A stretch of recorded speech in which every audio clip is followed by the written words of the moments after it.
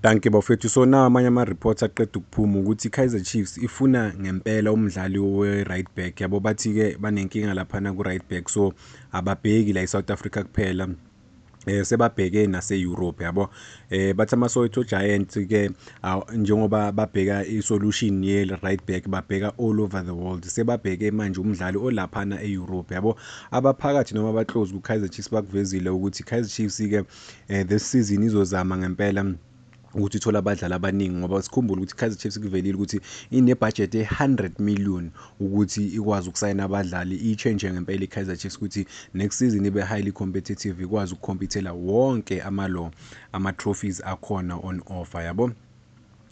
Kuthiwa-ke laphana i-right back bafuna ukuyibooster ngempela next season. Umdlali igama lakhe abamfunayo laphana uMhleli Mabuza yabo, one of the players abambhekile ngempela, so kunesikhathi bambhekile yabo. UMabuza-ke udlala vele e-Europe but-ke uwumfana wala e-South Africa yabo.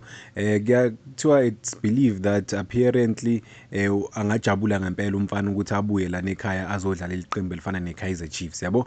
But-ke into ebalulekile lana ukuthi nelona ne-team i-Kaizer Chiefs iyabelieve ukuthi ngamsiza ngempela umfana kuma certain department ukuthi bakwazi ukumbuyisa lana eSouth Africa yabo. Omunye okhulume ngayo le ndaba lena interest ye-Kaizer Chiefs noMabuza, kuthiwa i-Kaizer Chiefs ayimanga lapho vele yabo, ibheke nokupromota i-youngster yabo lapha edlala ku-DDC uSifiso Timba yabona, and futhi babheke nomunye o-right back laphana odlala ku-Richards Bay, uLwandile Mabuya. So kusho ukuthi i-Kaizer Chiefs ibheke like abantu aba-different ngempela yabo.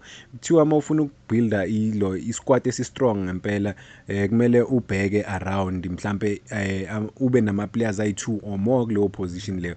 Kuthiwa bheka nje Mamelodi Sundowns like kuma-defense abo inama-defender like ayi-4 angakwazi ukudlala laphana ku-right back, so ama-players wakhona Mudau, uMurena, uMdunyelwa and then noJonas, so uyabona ukuthi baningi ngempela. So ne-Kaizer Chiefs nayo ibheke ukuthi ikwazi uku-add like abadlali aba-different ngeposition eyi-1 ukuthi abadlali bakwazi ukuyilwela, bangabi too comfortable ukuthi hayi kuyafana mina ngidlala each and every week yabo. So lo mdlali lona uMabuza wase-KZN wazalelwa khona, waye-Portugal vele ngo-2019, wajoyina-ke i-team laphana yasePortugal. Lo mdlali una-24 kulonyaka, kulapho-ke vele adlala khona for the last for i-team yakhe yasePortugal, udlala kakhulu amagame amaningi yabo.